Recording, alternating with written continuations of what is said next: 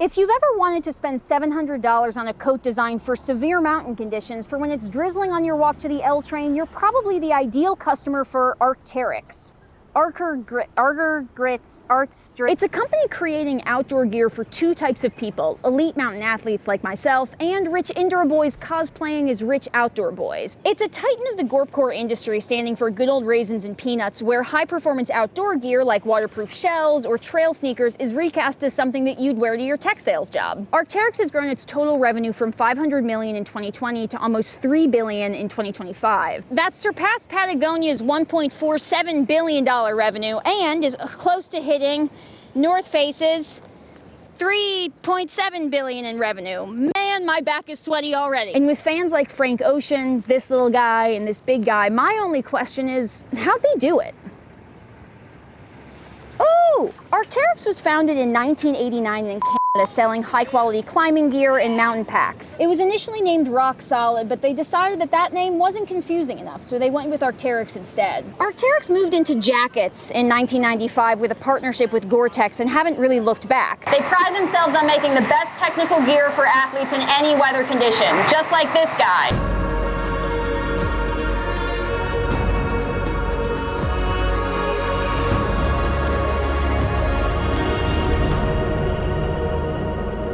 Yes, if you spend $800 on a Beta SV, you too can be a white man on a mountain. Their main products are high-performance jackets, the Alpha SV, Beta SV, or Beta AR. But like its forefathers North Face backpack and Patagonia vest, Arc'teryx jackets have become the uniform of choice for finance and tech bros. Which isn't a new phenomenon. For millennia, men with soft hands have wanted to play dress-up as men with calloused hands. Arc'teryx for most serves as the liberal elite version of your suburban dad driving a Ford F-150. No one's really off-roading with it. But Arc'teryx is unique to its competitors, at least according to its CEO, who says, what does he say? Because it spans three distinct market segments: the outdoor market, the outerwear market, and the luxury market. Starting with the first two, Arc'teryx says it's obsessively designed for mountain athletes. They brag about watertight zippers, a storm hood, microseam technology, other words that mean something. According to their ads, they actually want you trapped in a blizzard just so you know how good their products are. I mean, Arc'teryx even sells its high-performance gear to the US Special Ops, meaning that you can watch sick-ass videos like this.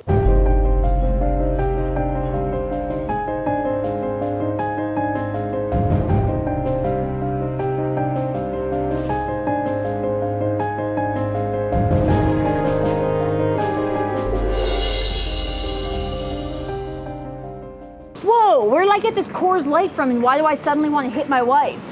I should buy a boat. And that excellence comes at a steep price. The Alpha SV jacket is significantly more expensive than comparable jackets from other competitors like Patagonia or North Face. Nothing like a Coors Light on an empty stomach. Which brings us to the luxury segment, which Arc'teryx has embraced. They're not the only outdoorswear company to dabble in this. Birks did a collab with Louis Vuitton, North Face did a collab with Gucci, which means a lot to middle school Annie who loved her North Face backpack. She was very cool. And everyone will say that, just don't ask them. Where was I? They've expanded the direct-to-consumer footprint with almost 250 stores open as of 2026. Over the past 6 years, they've moved from generating around 70% of sales from other retailers to 75% of sales from their own stores and e-commerce platform. And this matters because they have more control over how their brand is positioned in the gorpcore category. Arc'teryx isn't something that you find with the on-sale rain jackets and REI when a worker tells you that they're union busting. It's a luxury product that deserves a luxury experience, even if you max out your company credit card trying to buy it. It's not my fault that Morning Brew is poor. Uber, can I borrow $5,600? No. Are you sure? Free shipping? No. How am I supposed to work in these conditions?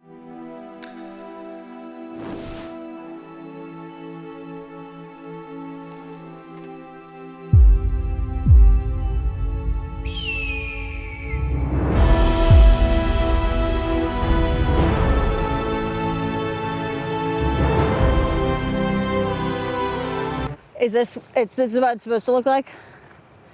It's gonna look cool after? You promised me it'd look cool after. Normally this jacket would be way too expensive for me to afford on my morning brew salary, but fortunately I actually got a great job opportunity to make $2,000 of just a few hours of work thanks to my very close friend Michael87712 at sludgemail.us.net.id.com. So I've just been informed that Michael87712 at sludgemail.net.id.us.com is actually not my friend. He's just a scammer. I named my child after that man. So my producer is telling me that I'm receiving fake messages from scammers because data brokers sold my information online. They make no effort to stop spammers, scammers, and stalkers, and it's actually perfectly legal. But thanks to Aura, the sponsor of this video, I finally have a way to reduce the spam. My producer is telling me that they keep you safe online by opting you out of data broker sites, monitoring your bank and credit accounts for possible fraud, and providing antivirusware for your computer. But do they provide a friend like Michael87712 was? I don't know. Aura monitors 41% more dark web categories than leading competitors, so wherever they go, Aura is already there. Your data is being sold right now, and unfortunately for me, turns out Michael87712 at sludgemail.net.us.id.com maybe actually didn't need my social security number on my resume. You live and you learn. Our sponsor Aura will find the broker selling it and remove you automatically. Try 14 days free at aura.com/morningbrew. I miss Michael. But their continued growth and their continued, quote, coolness is thanks in part to them staying focused on their core audience of mountain athletes. We're happy that we're also attracting folks who want to walk their dog or stand in the pouring rain. We don't design for that, but nonetheless, it's really good. See, in every retail CEO, there are two wolves. One wolf wants to protect the product that made their company desirable and popular in the first place, and the second wolf would really like a yacht because the Amalfi Coast is supposed to be beautiful this time of year. 6, quote, technical performance products, mainly jackets, made up around 60% of Arc'teryx's sales. So Arc'teryx decided to slim down the product line and focus on mountain athletes instead of making outdoor dresses for granola mommies.